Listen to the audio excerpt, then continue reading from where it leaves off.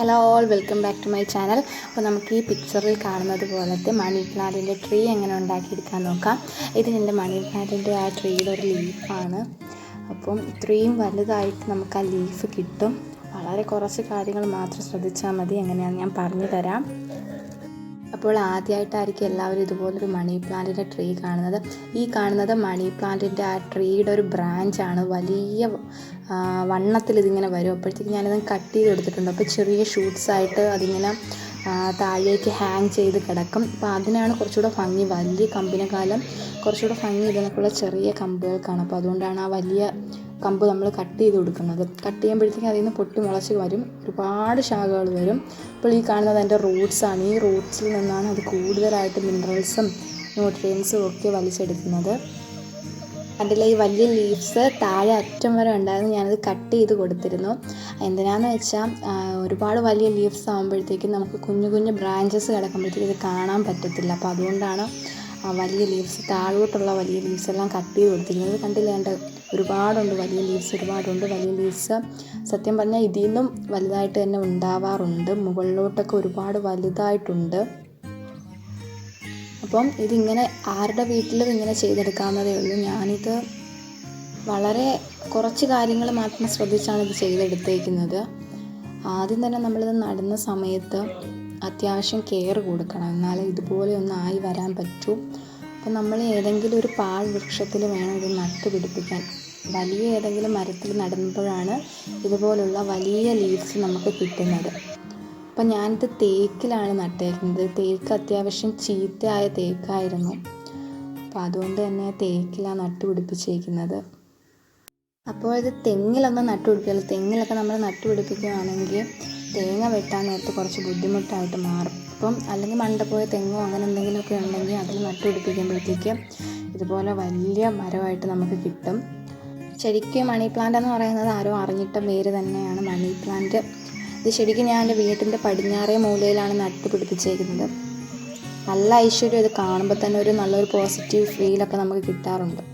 അല്ലാതെ തന്നെ ഒരുപാട് സാമ്പത്തികമായിട്ട് ഒരുപാട് നേട്ടം കിട്ടും. പടിഞ്ഞാറേ മൂലയിൽ ഈ ഒരു മണി പ്ലാന്റ് ഇതുപോലൊരു വലിയ വൃക്ഷമായിട്ട് നിൽക്കുന്നത് എല്ലാവരുടെ വീട്ടിലൊരു ഐശ്വര്യം തന്നെയാണ്. ഇങ്ങനൊരു മരം വന്നതിന് ശേഷം ഒരുപാട് സാമ്പത്തിക ഉയർച്ചയും ഐശ്വര്യവും സമ്പത്തും എല്ലാം ഞങ്ങൾക്ക് ഉണ്ടായിട്ടുണ്ട്. അപ്പോൾ എല്ലാവരുടെ വീട്ടിലും ഇതുപോലൊരു മരം ഉണ്ടാകുന്നത് എന്തുകൊണ്ടും നല്ലതാണ്. അപ്പോൾ ഞാൻ അതിൻ്റെ നടുന്ന രീതി പറഞ്ഞുതരാം. നമ്മൾ നടുന്ന സമയത്ത് കുറച്ച് വലിയ കമ്പ് നോക്കി തന്നെ എടുത്ത്, കുറച്ച് നീളത്തിനുള്ള കമ്പ് നോക്കി എടുത്തിട്ട് ഒരു മരത്തിൻ്റെ ഒരു സൈഡിലായിട്ട് വെച്ച് നട്ടതിന് ശേഷം ഒന്ന് ചണമോ എന്തെങ്കിലും വെച്ചൊന്ന് കെട്ടി കൊടുക്കുക. അപ്പോൾ അതിനകത്തോട്ട് റൂട്ട്സ് ആ മരത്തിലോട്ട് ഇറങ്ങാൻ തുടങ്ങും. റൂട്ട്സ് അങ്ങനെ അത് ഒരുപാട് നല്ല രീതിക്ക് വളർന്ന് പന്തലിക്കാൻ തുടങ്ങും. നമുക്ക് വേണമെങ്കിൽ ഒരു വർഷം കൊണ്ടാണ് ഞാൻ ഇത്രയും വലിയൊരു മരമാക്കി എടുത്തിരിക്കുന്നത്. ഒരു 6 മാസം കൊണ്ടൊക്കെ തന്നെ ഇതൊന്ന് ശ്രദ്ധിക്കുകയാണെങ്കിൽ നല്ല രീതിക്കായി വരും. ഇത്രയൊക്കെ വലുതാവത്തില്ലെങ്കിലും ഇത് കംപ്ലീറ്റ് ആയിട്ട് ഇത് ഇത്രയാവുന്നത് 1 വർഷമെങ്കിലും എടുക്കും. മണി പ്ലാന്റിലെ ലീവ്സിൻ്റെ യെല്ലോ കളറിന് കാരണം ക്ലോറോഫിലിൻ്റെ കുറവ് കൊണ്ടാണ്. ലീവ്സിന് ഗ്രീൻ കളർ കൊടുക്കുന്ന പിഗ്മെൻ്റാണ് ക്ലോറോഫിൽ. അപ്പോൾ ഒരുപാട് സൺലൈറ്റ് കിട്ടുന്ന സ്ഥലത്താണെങ്കിൽ ഫുൾ ഗ്രീനിഷ് കളറായിട്ട് തന്നെ നിൽക്കും. സൺലൈറ്റിൻ്റെ ആബ്സെൻസ് മൂലമാണ് ഈ യെല്ലോയിഷ് കളറും വൈറ്റും ഒക്കെ ആയിട്ട് അതിനകത്ത് വരുന്നത്. ശരിക്കും ആ ഒരു കളർ ടച്ച് വരുന്നത് കൊണ്ട് തന്നെയാണ് ഇതിന് ഇത്രയും ഭംഗി കൂടുതൽ. അപ്പോൾ ഇതാണ് അതിൻ്റെ റൂട്ട്സ്. ഈ റൂട്ട്സിൽ നിന്ന് എയറിൽ നിന്നും അത് ഒരുപാട് ന്യൂട്രിയൻസ് അബ്സോർബ് ചെയ്യുന്നുണ്ട്.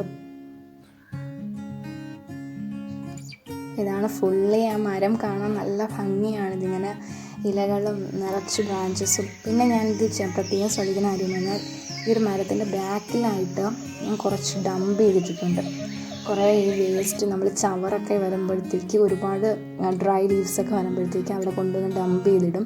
അപ്പോൾ അത് ഓൾമോസ്റ്റ് എല്ലാം മണ്ണിൽ അലിഞ്ഞ് ഈ ഒരു തേക്കിന് വളമാവും. അപ്പോൾ തേക്കിന് വളമാകുമ്പോഴത്തേക്ക് തേക്കിൻ്റെ ആ ഒരു ബാർക്കിൽ നിന്നാണ്, അതിൻ്റെ ആ ഒരു തേക്കിൻ്റെ ആ സ്കിന്നിൽ നിന്നാണ് ഇത് ഒരുപാട് ന്യൂട്രിയൻസ് ഒക്കെ വലിച്ചെടുക്കുന്നത്.